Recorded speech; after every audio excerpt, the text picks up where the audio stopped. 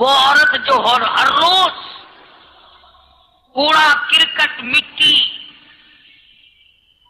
اکٹھا کر کے اور ٹوکری بھر کے کوٹھے پر بیٹھ جاتی تھی، سرکار مدینہ صلی اللہ علیہ وسلم کا انتظار کرتی تھی، حضرت کو دیکھ کر سر کے اوپر پھینکتی تھی،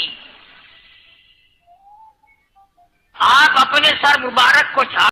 السلام علیکم دوستو، آج آپ کے لیے ایک اور پیارا سا بیان لے کر حاضر ہوئے۔ بیان کا عنوان ہے حضور صلی اللہ علیہ وسلم اور ایک بوڑھی ماں کا واقعہ۔ بیان کا فرمان ہے محمد قاری حنی ملتانی صاحب، اللہ تعالیٰ حضرت کی مغفرت فرمائے۔ آؤ چلو چلتے ہیں بیان کی اور۔ بڑے سے بڑے وقت میں بھی سرکار مدینہ صلی اللہ تعالی علیہ وسلم نہ گھبرائے۔ امت کے بعد لوگوں کو یہ حصہ ملتا ہے، ہر بات کو نہیں۔ اللہ تعالی ہم سب کو وسیع الظرف ہونے کی توفیق عطا فرمائے اور مزاج میں تحمل اور بردباری کی اللہ پاک ہم سب کو توفیق عطا فرمائے۔ ہے مسئلہ بڑا مشکل، اپنے مخالف کو دیکھ کر کے یہ بات کہہ دینا کہ میں نے تجھے معاف کر دیا، یہ بہت بڑی بات ہے۔ جنہوں نے رات دن دکھ دیے ہوں، راستوں میں کانٹے بچھائے ہوں، وہ عورت جو ہر روز کوڑا کرکٹ مٹی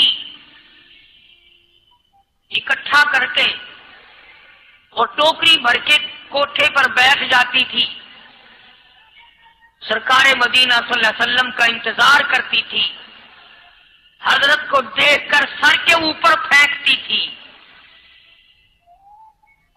آپ اپنے سر مبارک کو جھاڑ کر گزر جاتے، کبھی سر اٹھا کے دیکھا نہیں یہ پھینکنے والا کون ہے۔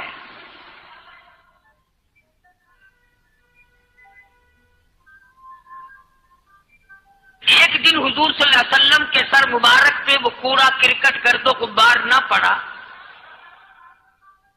تو آپ نے پتہ لگایا کہ یہ کون ہے جس کا آج وظیفہ بند ہو گیا، آج وہ کوڑا پھینکنے والی کہاں گئی؟ تو پتہ چلا کہ بیمار ہے۔ قربان جاؤں، مدنی کریم صلی اللہ علیہ وسلم اس کے گھر تشریف لے گئے۔ اس کی بچیوں نے جب حضور کو دیکھا تو وہ خوف زدہ ہو گئی کہ یہ تو وہ ہے جن کے سر پر ہماری اماں ہر دن کوڑا پھینکتی ہے، گھر میں آج مرد بھی کوئی نہیں، نہ جانے کیا بنے گی۔ ان بچیوں نے شور مچایا، امی امی امی، وہ آ گئے جن کے سر پہ کوڑا پھینکتی ہو۔ وہ بھی گھبرائی کہ نہ جانے آج کیا ہوگا، مگر سرکار مدینہ صلی اللہ تعالی علیہ وسلم نے آگے بڑھ کر کے فرمایا، مائی میں نے سنا ہے تو بیمار ہے، میں تیری بیمار پرسی کے لیے آیا ہوں، کوئی کام ہو دوا کا، دارو کا، خدمت کا مجھے بتا، میں کرنے کے لیے تیار ہوں۔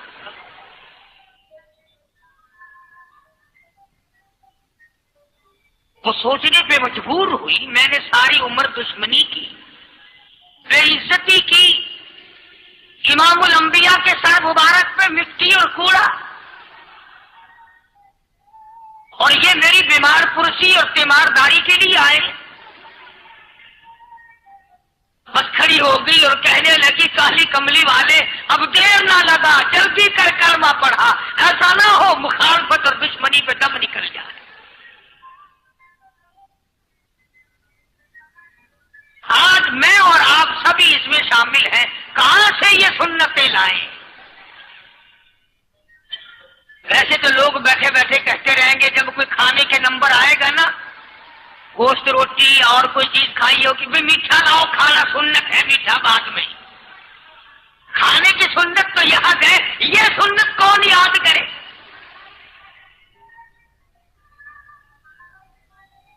شادی کے بارے میں کہہ دیتے ہیں جی سنت ہے، سنت ادا ہونی چاہیے، مطلب کی سنتیں بڑی یاد آتی ہیں ہم سب کے۔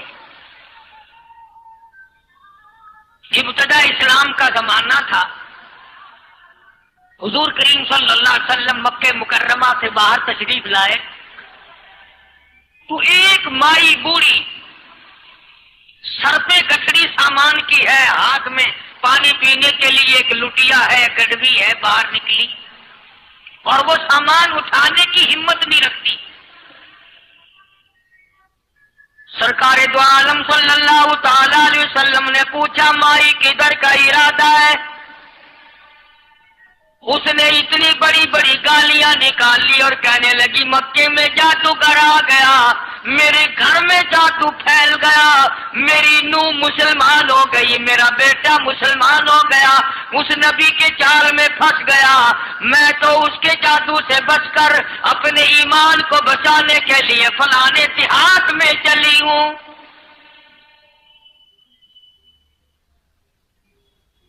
مدنی کریم صلی اللہ تعالی علیہ وسلم نے فرمایا مائی کمزوروں کا سامان اٹھانے کے لیے میں آیا ہوں، جس کا اس دنیا میں کوئی وارث نہیں، اس کا وارث بننے کے لیے میں آیا ہوں، یہ سامان مجھے دے۔ سرکار مدینہ صلی اللہ علیہ وسلم نے اپنے سر مبارک پہ گٹڑی اٹھا لی اور بوڑھی مائی کے پیچھے پیچھے چل دی ہے۔ اس نے اپنی منزل مقصود تک جہاں جانا تھا، راستے میں ہزاروں لاکھوں گالیاں بکی۔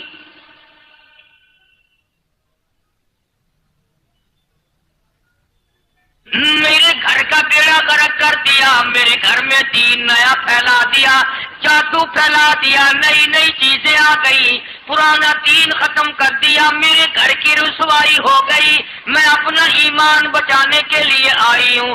جہاں بڑھیا مائی نے جانا تھا منزل مقصود پہ پہنچ گئی، ٹھکانے پہ پہنچ گئی، سامان نیچے اتروا کر حضور کو پلہ پھیلا کر جھولی پھیلا کے دعائیں دینے لگی اور کہنے لگی او میرے بیٹا، جیسے اس جادوگر سے میں بچ کے آ گئی ہوں، جیسے اس دین نئے پھیلانے والے سے میں بچ کر آ گئی ہوں، میرا دین بچ گیا، میرا ایمان بچ گیا، میری دعا ہے اللہ کرے تو بھی بچ جائے۔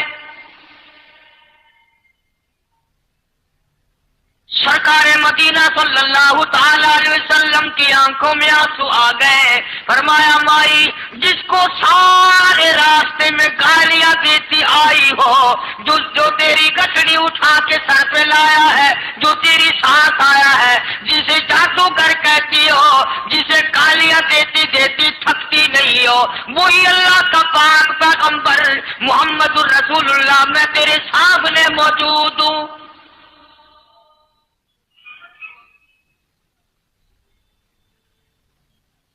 اٹھ کھڑی ہوئی، حضرت کے قدموں پہ گر پڑی اور کہنے لگی اگر تو وہ نبی ہے تو میں اشہد ان لا الہ الا اللہ واشہد ان محمد رسول اللہ، کلمہ پکار اٹھی۔ آج کہاں یہ چیزیں ملیں گی؟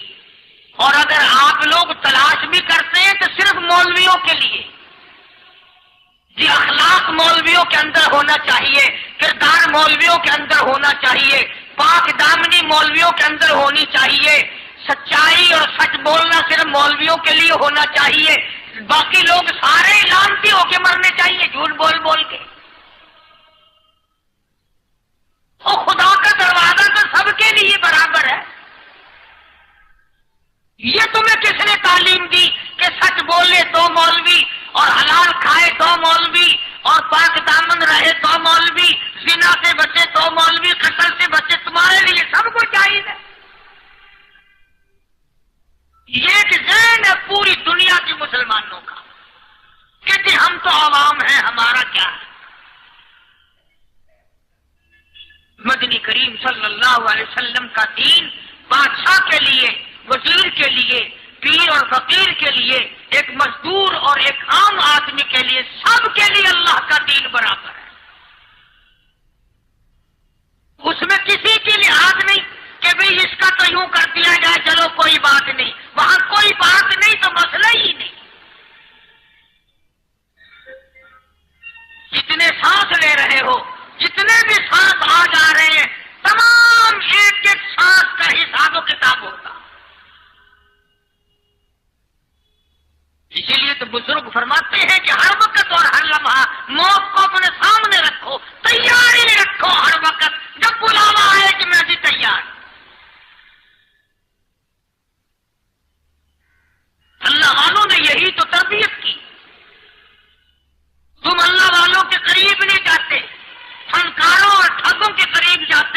نیک بندوں کے قریب بیٹھنا پسند نہیں کرتے. کیوں؟ اس لیے کہ نہ وہ تمہاری خوشامد کرے گا نہ تمہارا وہاں جی لگے گا. چاپلوسی کرے گا لفنگا آدمی، چمچا گیری کرے گا نکما آدمی. اگر کسی کو دین ایمان اپنا بنانا ہے تو اس کے لیے کوشش کرنی پڑے گی. اللہ کی ہدایت کسی کے پیچھے دوڑی نہیں پھرتی، اللہ کی ہدایت کو آدمی کو خود تلاش کرنا پڑے گا.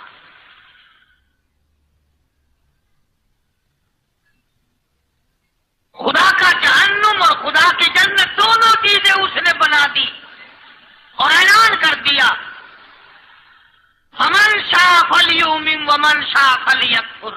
جس کا دل چاہے ایمان اپناؤ، جس کا دل چاہے کفر اپناؤ. خدا کی خدائی میں کوئی فرق نہیں آتا. ساری دنیا اگر کفر سے بھر جائے تو خدا کی شان میں ایک ذرہ برابر فرق نہیں آتا. اور ساری دنیا اگر پارسار متقی پرہیزگاروں کی بن جائے تو خدا کی شان میں کوئی اضافہ نہیں ہوتا. یہ تو بندہ جو کچھ بھی کرتا ہے اپنے لیے کرتا ہے. بازار میں جاؤ، جس کے پلے پیسہ ہو وہ جو چاہے سودا خرید لے، بس یہی بات ہے. قیامت میں بازار لگے گا، جس کے پاس نیکیاں ہوگی جنت ملے گی، ورنہ لعنت کے دریا میں ڈوب کر جہنم میں جائے گا. کوئی کسی کو نہیں بلا سکتا. فرمایا اولئک الذین اشتروا الضلالۃ بالہدی. فرمایا یہ وہ لوگ ہیں جنہوں نے گمراہی ہدایت کے بدلے خرید لی. اللہ تعالیٰ نے ہدایت دی، قرآن دیا، ایمان دیا، دین دیا، اسلام دیا، مدنی کریم صلی اللہ علیہ وسلم کی عظمت ملی، محبت ملی. اللہ کے پاک پیغمبر نے سب کچھ حوالے کر دیا اور آج اس کے بدلے میں گمراہی خرید لی. قرآن اعلان کرتا اولئک الذین اشتروا الضلالۃ بالہدی. یہ ہے وہ لوگ جنہوں نے گمراہی کے بدلے ہدایت کے بدلے گمراہی خریدی. اور قرآن کے الفاظ تو سنو، خدا تمہیں نصیب کرے. کس وقت خریدی؟ فرمایا فما ربحت تجارتہم وما كانوا مهتدين. ہدایت ملنے کے بعد، مسلمان کے گھر میں پیدا ہونے کے بعد، مسلمان کہلانے کے بعد، ایماندار کہلانے کے بعد اتنی بدعملی، اتنی بدتمیزی، اتنا گناہ کیا کہ مرتے وقت ادھر دمڑی چلا ادھر جہنم میں پھینک دیا گیا.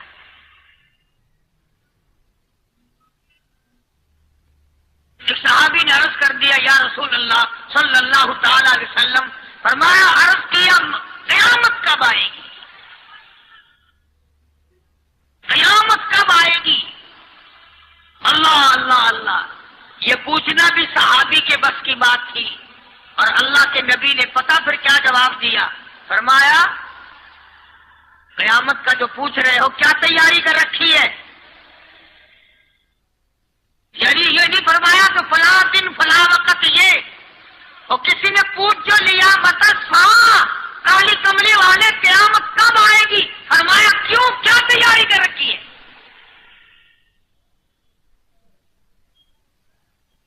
وہ بھی شاگرد کالی کملی والے کا تھا صلی اللہ علیہ وسلم. پوچھ تو بیٹھا، مرید حضور کا ہے، مقتدی حضور کا ہے، دیدار پیغمبر خدا صلی اللہ علیہ وسلم کا کرتا ہے. فوراً سنبھلا. اس نے پوچھا نا قیامت کب آئے گی؟ اللہ کے نبی نے جلال میں فرمایا کیا تیاری کر رکھی ہے؟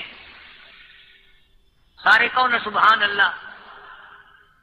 صحابی ایسا سنبھلا تو کہنے لگا آقا میرے پاس تیری محبت کے سوا اور کیا ہے؟ اللہ اللہ. کیا جواب دیا؟ ایسا آقا میرے پاس تیری محبت کے سوا اور کیا ہے؟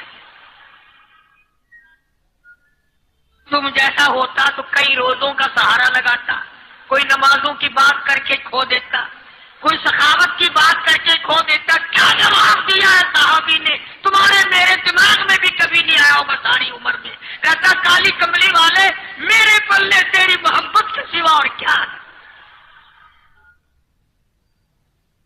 صحابہ کہتے ہیں حضور صلی اللہ علیہ وسلم نے جو یہ الفاظ سنے مسکرا دیا۔ آج ہمارے پلے کیا تیاری ہے؟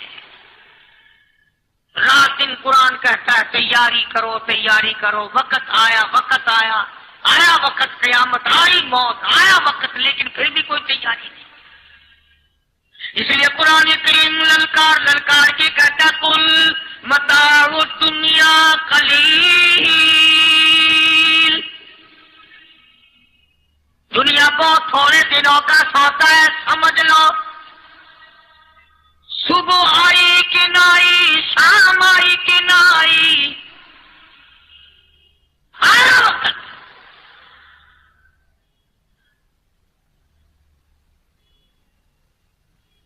قرآن کریم نے ہر ممکن طریقے سے مسلمانوں کی تمام زندگی کے شعبات کو پورا کرنے کے لیے لاہ عمل دیا۔ میں ایک رخ آپ کو آج دینا چاہتا تھا، اور وہ یہ کہ نبی پاک صلی اللہ تعالی علیہ وسلم نے اس امت کے سامنے کس قسم کے نمونے نہیں رکھے۔ اخلاق و کردار میں سے کون سی بات حضور صلی اللہ علیہ وسلم نے چھوڑی؟ ہم اپنا پیٹ پہلے بھرتے ہیں، دوسرے کے لیے اگر سوچتے بھی ہیں تو وہ بھی بعد میں۔ یہاں معاملہ کچھ اور ہے۔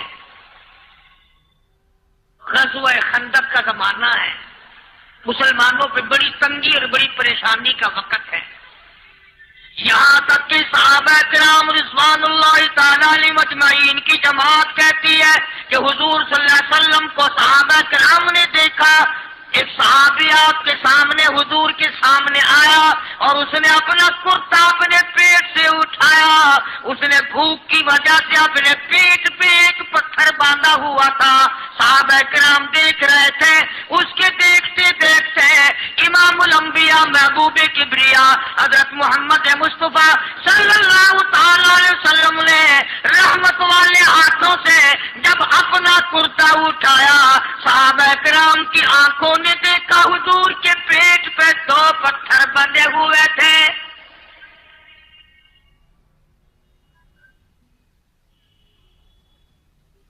آج کتنا کھاتے ہو پھر بھی نہ شکری، کتنا پیتے ہو پھر بھی نہ شکری، کتنا کچھ کھانے کو مل رہا ہے پھر بھی نہ شکری، کچھ نہیں کچھ نہیں۔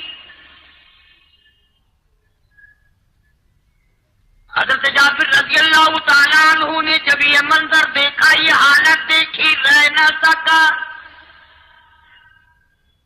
صحابی فوراً دوڑا اور دوڑا دوڑا گھر گیا، گھر بیوی کو جا کے کہنے لگا غضب ہو گیا، کمائی ہو گئی، کمال ہی ہو گیا، حضور صلی اللہ علیہ وسلم کو اتنی بھوک ہے، اتنا فاقہ ہے کہ آپ نے اپنے پیٹ مبارک میں 2 پتھر باندھے ہوئے۔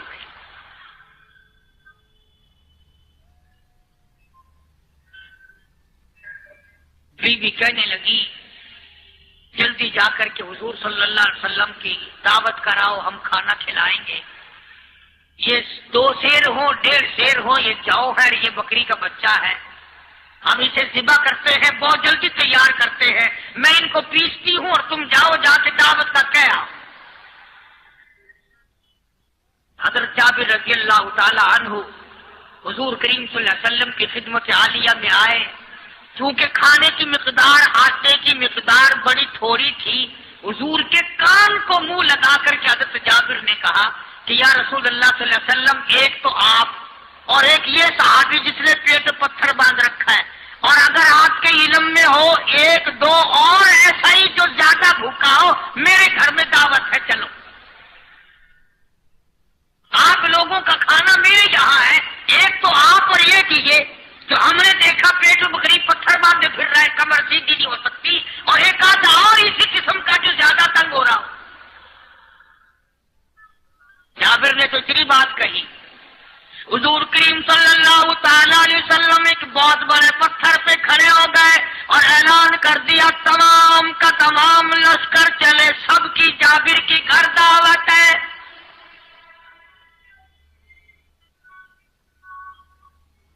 سارے کا سارا لشکر چلے، ساری فوج، بلکہ اعلان کر دیا چلو سارا مدینہ چلے۔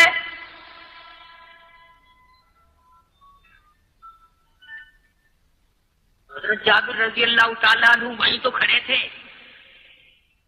اس قدموں کے نیچے سے زمین نکل گئی کہ یہ کیا بنا؟ کھانا تو 2-3-4 آدمیوں کا مشکل بنے گا، یہ 12,000 سے زیادہ بڑا لشکر ہے اور آپ نے سب کو اعلان کر دیا، اب کیا بنے گا؟ حضرت جابر دوڑے دوڑے پریشانی کے عالم میں گھر گئے، گھر والی کو کہنے لگے کہ کام خراب ہو گیا۔ بیوی کہنے لگی کیوں؟ میں کہا میں نے تو اللہ کی بندی ایک تو حضرت کی دعوت کی تھی اور ایک وہ دوسرا جو پیٹ پتھر باندھے ہوئے آیا تھا، اور میں نے عرض کیا تھا کہ 1-2 اور اسی طرح کا جو زیادہ تنگ ہو رہا وہ دعوت ہے۔ حضور نے تو سارے لشکر کو اعلان کر دیا کہ چلو جابر کے گھر دعوت ہے۔ سبحان اللہ، کبھی کبھی عورتیں بھی ایسی بات کر دیتی ہیں جو مردوں کو نہیں آتی، مگر وہ اس زمانے میں عورتیں بھی کہاں، اب تو تلی لگانے والی تو ہیں، ماچس لگانے والی، جلتی پہ تیل چھڑکنے والی، تو کوئی مرد ہے وہ اتنی بات کہے یا تو بیٹھا سنتا رہا؟ تاکہ اس کو کوئی جلدی قتل کرے تو میں رنڈڑ بنوں، بازار میں پھروں،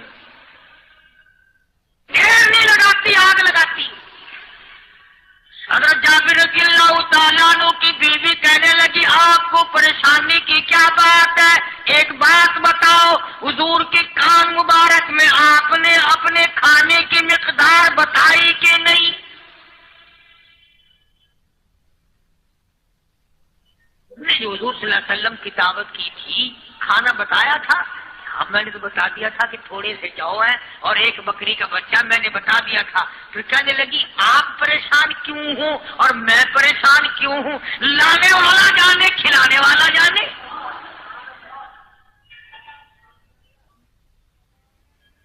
ہمیں پریشانی کی کیا بات ہے اس میں؟ بس دعوت ہم نے تو حضور کی دعوت کی اور حضور نے سارے لشکر کی، ہم نے تو نہیں کی نا۔ اب حضور صلی اللہ تعالی علیہ وسلم نے دعوت فرمائی ہے اور وہ خود ہی جانے اور ان کا خدا جانے۔ آپ تشریف لے آئے، کھانے کی مقدار کا تو پتا تھا، آپ نے فرمایا کہ وہ ہنڈیا جو ہے اس کو کھولنا مت، اور وہ جو آٹا ہے جب تک میں نہ آؤں پکانا شروع مت کیجو۔ آپ نے اپنا لعاب مبارک آٹے میں بھی ملا دیا اور ہنڈیا میں بھی ڈال دیا، اس کے بعد پکانا اور کھلانا شروع کیا گیا۔ علماء کرام نے لکھا 12,000 کا لشکر بھی کھا گیا، کھانا جتنا تھا اتنا ہی باقی، سارے کا سارا لشکر کھا گیا، سارا مدینہ کھا گیا۔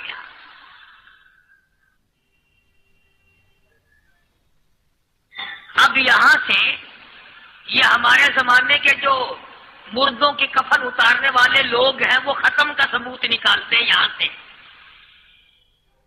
کہ حضور صلی اللہ علیہ وسلم نے ختم دیا تو 12,000 آدمیوں نے کھا لیا۔ چلو ہم بھی مانتے ہیں، آج یہ ختم دے کر ایک کا کھانا 2 کو تو کھلا کے دکھائے۔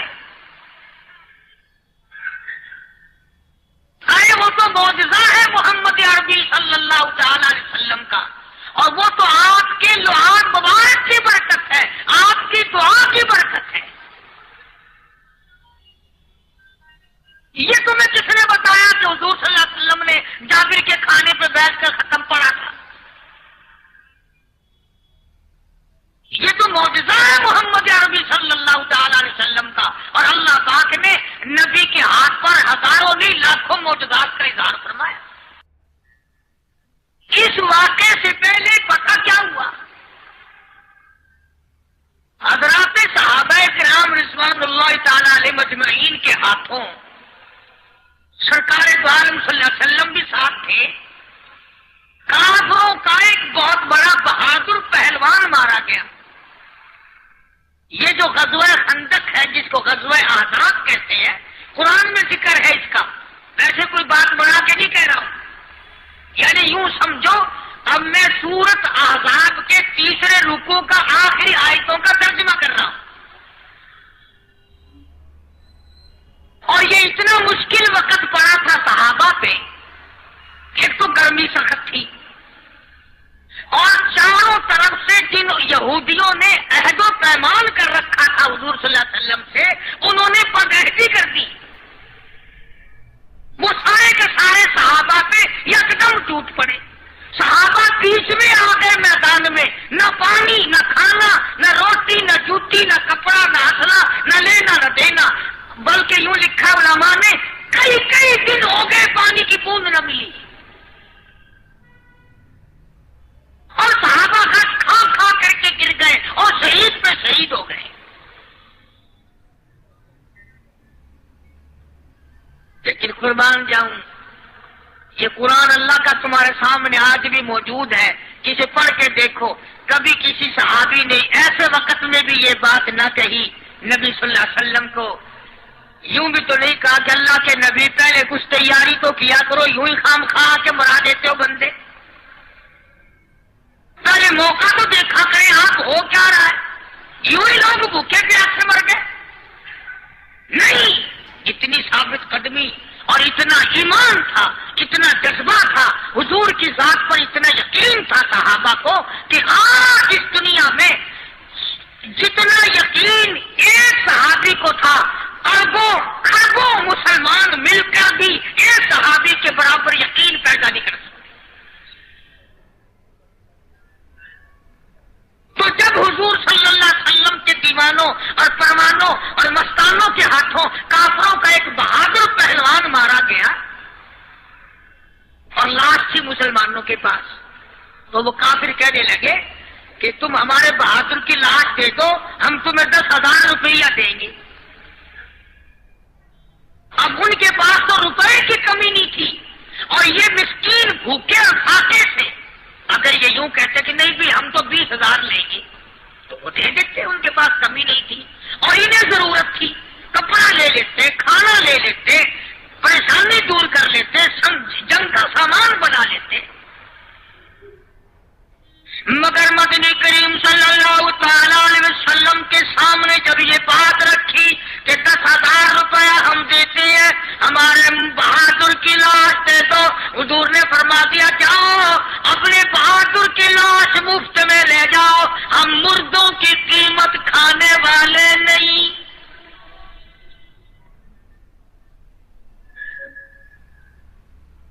ہم مردوں کی قیمت کھانے والے نہیں.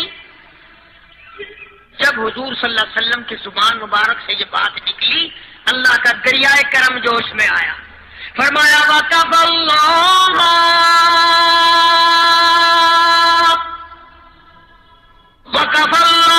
الْمُؤْمِنِينَ الْقِتَالَ. فرمایا میرے نبی اب آپ اطمینان رکھیں، کوئی ضرورت نہیں، اب میں تیرا خدا خود ان سے جنگ کروں گا، اب میں لڑوں گا ان سے. اور اس کے بعد اللہ تعالیٰ نے یہ برکت دی کہ ایک آدمی یا 2 آدمیوں کا کھانا اللہ تعالیٰ نے 12,000 کو کھلا دیا. تو ان چیزوں سے معجزات کا ظہور ہوتا ہے. اور حضور کریم صلی اللہ تعالی وسلم کے تو اتنے معجزات اللہ پاک نے ہمارے نبی صلی اللہ علیہ وسلم کو دیے کہ ہم سب کی زندگی ختم ہو سکتی ہے مگر سرکار کے معجزات ختم نہیں ہو سکتے. حضرت ابو ہریرہ رضی اللہ تعالیٰ عنہ فرماتے ہیں کہ میں مسجد نبوی کے دروازے پہ پڑا تھا، بھوک نے مجھے اٹھنے نہ دیا. مجھے اتنی بھوک لگی، کئی دن کا فاقہ ہو گیا، میں کھڑا نہیں ہو سکتا تھا. تو میں نے جناب صدیق اکبر رضی اللہ تعالیٰ عنہ سے مسئلہ پوچھنے کا بہانہ بنا کے بلایا کہ شاید یہی مجھے اپنے ساتھ لے چلے. تو وہ بھی مسئلے کا جواب دے کر چلے گئے. ابو ہریرہ کہتے ہیں میرا یقین ہوا کہ ان کے گھر بھی کچھ نہیں. پھر میں نے فاروق اعظم رضی اللہ تعالیٰ عنہ کو مسئلہ یا قرآن کی آیت پوچھنے کے بہانے متوجہ کیا. وہ بھی وہ جو چیز میں نے پوچھی تھی بتا کے چلے گئے. غالباً ان کے یہاں بھی فاقہ ہوگا. ابو ہریرہ رضی اللہ تعالیٰ عنہ کہتے ہیں پھر آئے حضور صلی اللہ علیہ وسلم تشریف لائے تو میں نے مسئلہ پوچھنے کے بہانے سے حضور کو اپنی طرف متوجہ کیا. ابو ہریرہ کہتے ہیں حضور مسکرائے اور میرا مطلب سمجھ گئے. میرا مطلب سمجھ گئے. اشارہ کیا میرے ساتھ ساتھ میرے پیچھے پیچھے. ابو ہریرہ رضی اللہ تعالیٰ عنہ کہتے ہیں میں حضور صلی اللہ علیہ وسلم کے ساتھ چلا آیا. آپ اپنی دولت قضا پر تشریف لائے, اپنے گھر میں تشریف لائے. آپ نے گھر میں داخل ہو کر کے فرمایا کچھ کھانے کا پینے کا کوئی ہے گھر میں کوئی چیز؟ جواب ملا ہاں ایک دودھ کا پیالہ ہے. ہدیہ آیا کہیں سے, آپ کے لیے ہدیہ دیا کسی نے, دودھ کا پیالہ منگوا لیا. ابو ہریرہ کہتے ہیں میں بڑا خوش ہوا کہ لے میرا دور لگ گیا, کام بن گیا. مجھے ہی فرمائے کہ پی لے, رج کے پیوں گا. ابو ہریرہ کہتے ہیں کہ مجھے حضور صلی اللہ علیہ وسلم کیا فرماتے ہیں کہ ابو ہریرہ وہ جو مسجد نبوی میں 70-80 صحابہ صفا طالب علم ہے نا, اسی ساروں کو بلا کے لا. ابو ہریرہ کہتے ہیں مجھے بڑی کھٹکی کہ ایک دودھ کا پیالہ, یہ تو میرے جو گئی تھا وہ 70-80 کیا کریں گے یہاں کے. ابو ہریرہ کہتے ہیں جب میں اٹھ کے چلا تو مجھے پھر واپس بلایا. فرمایا ابو ہریرہ مدینے کی گلی میں آنے میں جانے میں جو بھی راستے میں ملے اسی کو کہہ دے کہ حضور کے گھر دعوت ہے.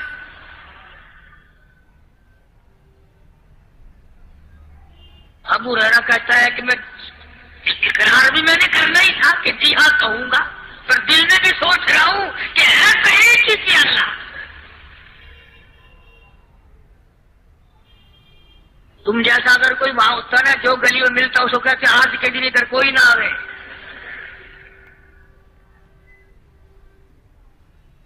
وہ تو صحابہ تھے نا, اشاروں پہ جان دیتے تھے. راستے میں جو بھی ملا, دکاندار ملا ویسا ملا, سب کو کہہ دیا. واپسی میں جو ملا لشکر اکٹھا ہو گئے, سب بیٹھ گئے. ابو ہریرہ رضی اللہ تعالیٰ عنہ کہتے اب میں نے دل میں ایک پروگرام بنایا.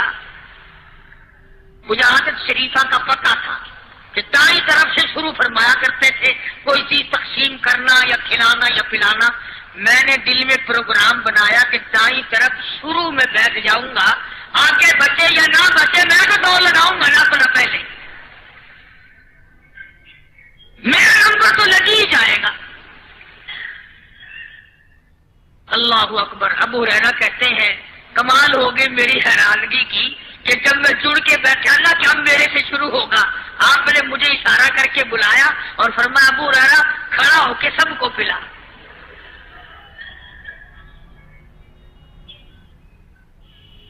حضرت ابو ہریرہ رضی اللہ تعالیٰ عنہ کہتے میری تسلی ہو گئی کہ بس اب تو مجھے مل گیا اور میرا نمبر بعد میں ہی آنا کیسے بچے گا. اللہ غنی. ابو ہریرہ رضی اللہ تعالیٰ عنہ کہتے ہیں میں نے دائیں طرف سے شروع کیا, سینکڑوں سے زیادہ کتنے لوگ تھے جنہوں نے رج رج کے پیا, رج رج کے پیا, سیر ہو کے پیا, سارا لشکر پی کے چلا گیا. اس کے بعد سرکار مدینہ صلی اللہ علیہ وسلم نے فرمایا لے ابو ہریرہ اب تو باقی اور میں باقی. ابو ہریرہ کہتے میں نے عرض کیا میرے آقا آپ نے بھی تو نوش نہیں فرمایا, آپ پہلے پیے. فرمایا نہیں میں نہ پیوں, ساری امت کو پلا کے پھر پیوں گا.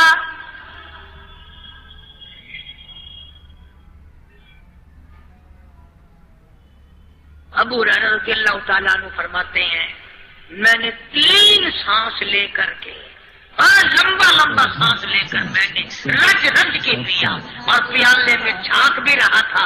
ابو ہریرہ کہتے ہیں ایک قطرہ بھی کم نہیں ہوا.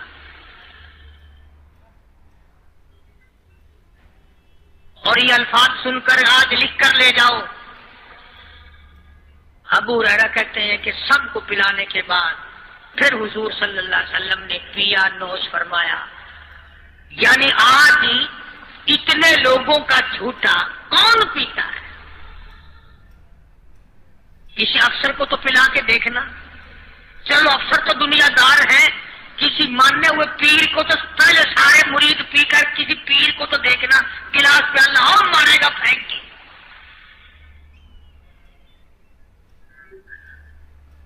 اپنا پیا ہوا تو وہ مریدین کو دے دے گا کہ سارے پی لو تبرک ہے یہ، لیکن مریدوں کا جھوٹا وہ کیسے پیے گا؟ اللہ غنی. اور یہ امام الانبیاء سرکار دو جہاں شہنشاہ کائنات حضرت محمد الرسول اللہ صلی اللہ تعالی علیہ وسلم کا نرالا اخلاق ہے، نرالا کردار ہے، نرالی عادت ہے، نرالی طبیعت اور مزاج اللہ پاک نے دیا ہے. خدا کی قسم اگر حضور کی دعا نہ ہوتی آج ہم لوگ یا کتے ہوتے یا خنزیر ہوتے یا بندر بن گئے ہوتے. آج اس محبوب کی دعا کے صدقے میں تم انسانیت اور آدمی کے روپ میں پھرتے، ورنہ خدا کا قرآن گواہ ہے شام کو آدمی سوئے صبح کو اٹھے تو کتے بن گئے، شام کو آدمی سوئے صبح کو اٹھے تو بندر بن گئے. آج کون سا گناہ ہم لوگوں نے نہیں کیا ہوا؟ جھوٹ نہیں بولتے، شراب نوشی نہیں کرتے، بدکاری نہیں کرتے، کیا نہیں کرتے ہم؟ جناب مدنی کریم صلی اللہ تعالی علیہ وسلم نے سر بسجود ہو کر کے دعا مانگی، الہی او میرے پروردگار، او میرے مالک بے نیاز. آواز آئی جی میرے محبوب، عرض کیا الہی میری امت کی شکل نہ بدلے، قیامت میں حساب و کتاب ہو جائے. آواز آئی ہم نے منظور کر لیا. پھر دعا مانگی الہی میری امت پہ یکدم قحط کا عذاب نہ آئے، بھوک کا عذاب نہ آئے، پیاس کا عذاب نہ آئے. وما کان اللہ لیعذبہم وانت فیہم وما کان اللہ معذبہم وہم یستغفرون. میرے محبوب جب تک آپ ان لوگوں میں ہیں میرا وعدہ رہا میں کوئی عذاب ان کو نہیں دوں گا. حضور صلی اللہ علیہ وسلم ساری رات رویا کرتے تھے، الہی میں نہیں، میرے نام لیوا جتنے ہیں میں تو سب کے لیے دعا کرتا ہوں. آج اس نبی کی دعا کی قدر نہیں کرتے، تم نمازوں کی پرواہ نہیں کرتے، حرام و حلال کی پرواہ نہیں کرتے. نوجوانوں ہم نے کتنی جوانی خاک میں ملتی دیکھی، ہم نے بڑے بڑے کریئر جوانوں کے جنازے اٹھتے دیکھے کس ہوا میں ہو. اب بھی وقت ہے کہ توبہ کر کے آدمی سیدھا ہو جائے اور اپنی گناہوں پر ندامت کے آنسو بہائے اور نماز کا پابندی سے حساب و کتاب کر کے نماز پڑھے، روزے کی پابندی کرے، صبح شام اللہ سے پناہ مانگے. میرا عرض کرنے کا مطلب یہ تھا کہ حضور کریم صلی اللہ علیہ وسلم کے معجزات بڑے بے شمار ہیں اور امت کے افراد بھی کوئی کمی نہیں ہے. تو ہم سب کو چاہیے کہ ہم قدردانی کریں اور اپنے آپ کو آخرت کے لیے جس قدر ممکن ہو سکے تیاری کریں. آج کل بڑی رات ہے، سویرے اٹھو، کم سے کم صبح شام ہر آدمی ایک تسبیح درود شریف کی، ایک تسبیح استغفار کی اور ایک تسبیح تیسرے کلمے کی، یہ تو کم سے کم ہو ہی جائے. بکواس کرتے سو جاتے ہیں، بکواس کرتے اٹھ جاتے ہیں، بلا ہے کوئی زندگی کا معاملہ؟ اللہ سے معافی مانگتا سو جا اور معافی مانگ کر اٹھ جا، خدا کی قسم اللہ کا دریائے کرم جوش میں آئے گا. تو یہ ساری چیزیں میں دل سے لیے عرض کی، تو وقت پورا کرنے والا حساب نہیں کہ نہ جانے کس کو توبہ کی توفیق ہو جائے. کم سے کم ان 3 تسبیحوں کو ہر مرد عورت لازمی پکڑ لے.